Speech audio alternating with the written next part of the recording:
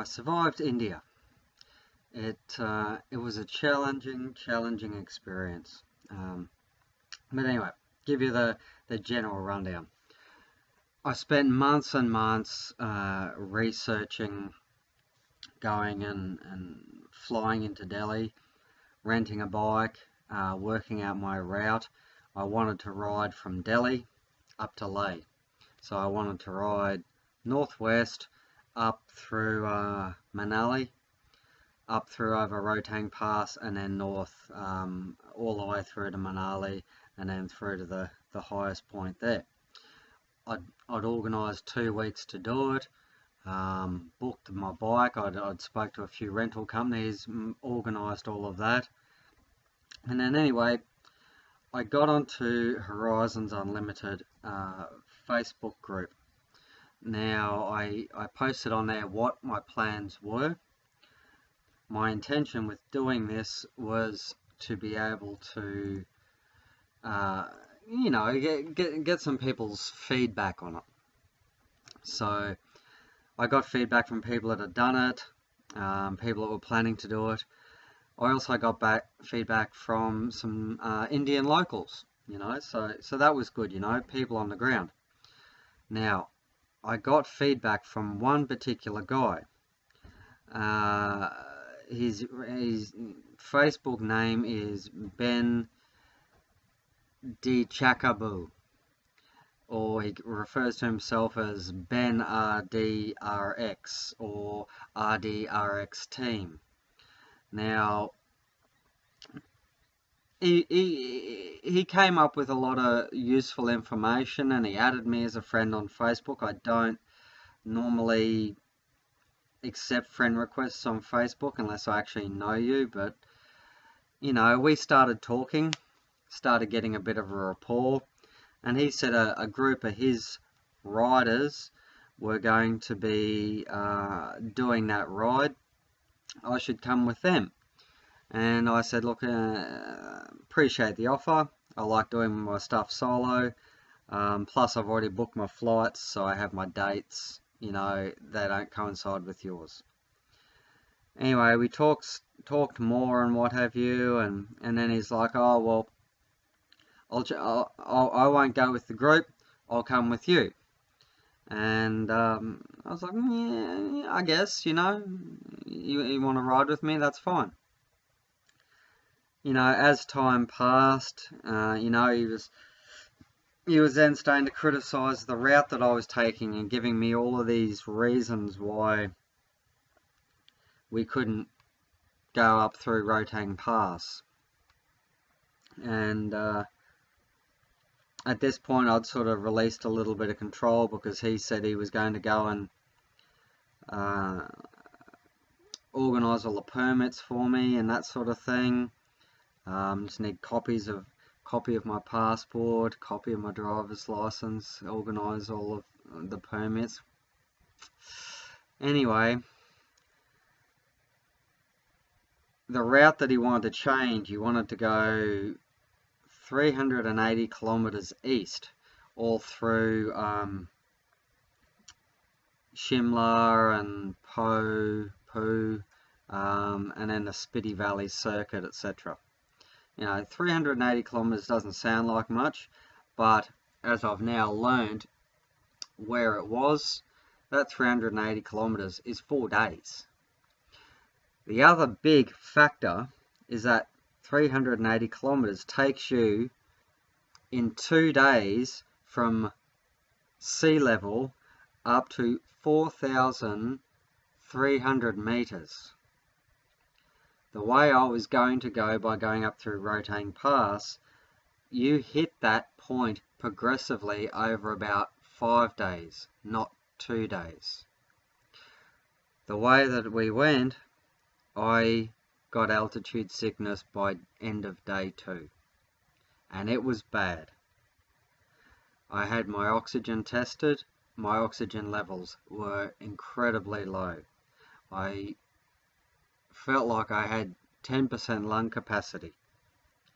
I couldn't breathe. The way I'm talking to you now, I could only string 4 or 5 words together and then I'd need a breather to go and try and recuperate.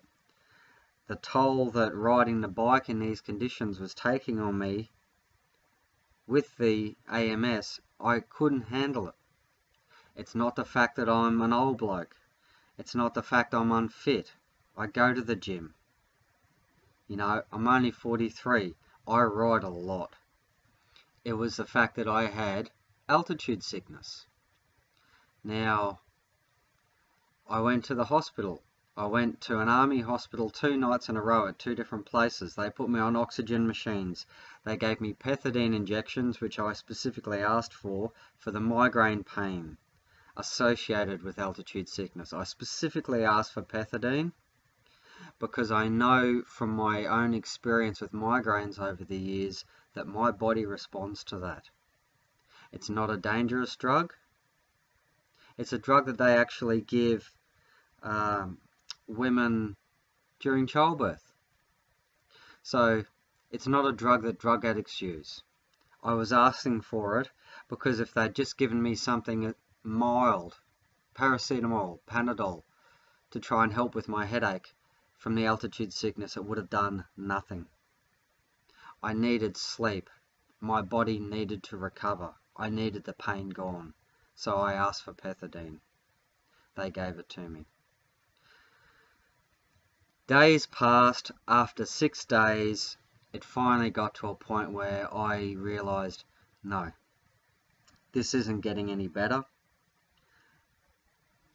This altitude sickness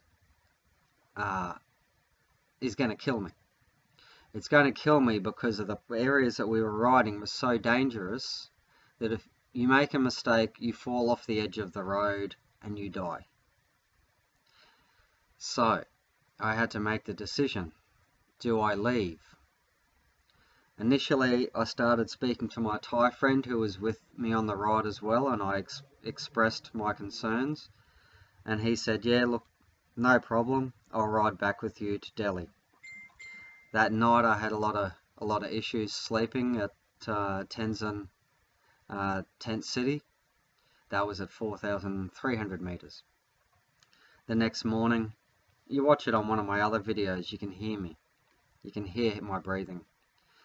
Anyway, my Thai friend, he reneged.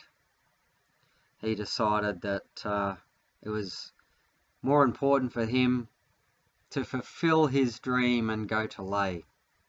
So, you know, I'm sorry, where I come from, you come together, you leave together. If someone's sick, if someone's broken down, if someone has an accident, you stick with them. It's the team side of things. It's the mateship. You know, I was sick. You know, shoe on the other foot.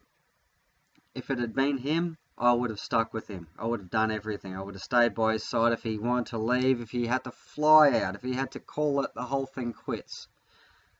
I would have stuck with him. But anyway, my friendship towards him is obviously worth less than the other way around.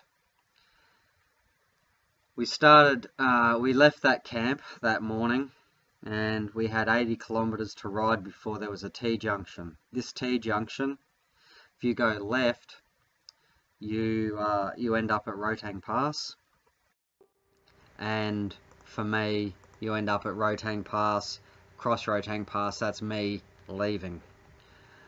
For the other guys, they go right and they start heading towards Leh.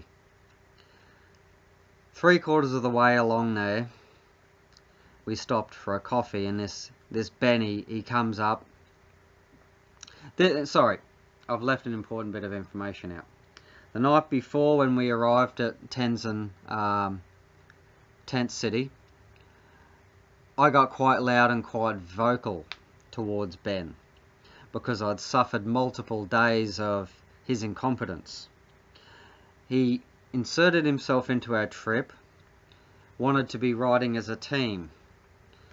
I relied on him for his directions, for his assistance, for his guidance.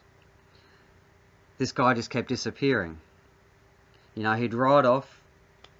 We'd come to turns, to junctions, have no idea where we're going, have to wait for him to decide to come back.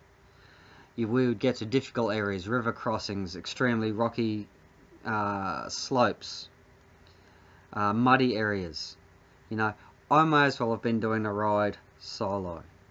There was no assistance, and I basically said, I'm sorry, you know, my argument was where I ride, the people I ride with, if you're riding in a group of, let's say, 5, the first rider is responsible for the rider number 2. Rider number 2 responsible for rider number 3. Rider number 3 for 4. 4 for 5. So if rider number 3 stops or breaks down, rider number 2 goes, I can't see him in my mirrors, I'm going to stop. Then rider number 1 stops. It makes sense. It's an international standard. This guy, he's a bit thick, he doesn't understand this. So anyway, he took grave offence at me going and criticising him and yelling at him. So anyway, the next day, he knew I was going to go and depart. On my motorcycle, I had all the spare parts for the Royal Enfields, 2 of them. I had my fuel jerry cans full of fuel. He came over and he said, give me your keys for your bike. I want to take all the spare parts for the Royal Enfield for the Thai man's motorcycle. Now these spare parts were to be shared between the 2.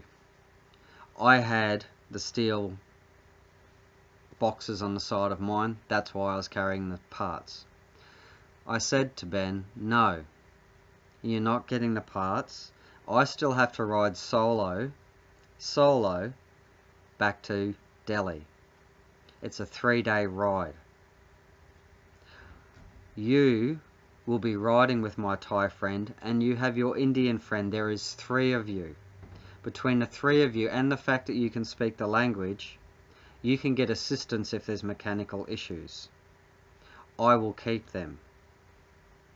He started getting angry and agitated, and he went over to my bike and started trying to pry the boxes open. I went over. Please step away from my bike. He got loud and aggressive. I said, step away from my bike or I'll drop you to the fucking ground. He stepped away. Then he started shouting at all the other Indian fellows that I'm threatening to hurt him.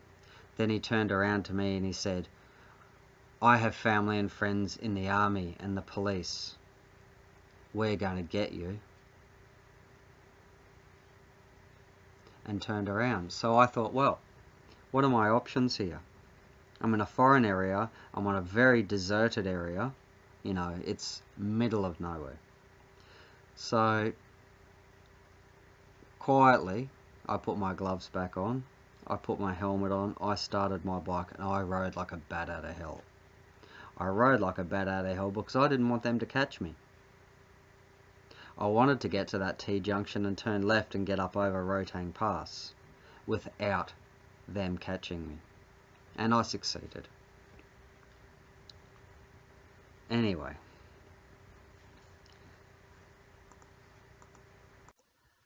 So anyway, if I'd gone and ridden from Delhi to Manali, then through to Rotang Pass from south to north, my altitude sickness may not have happened.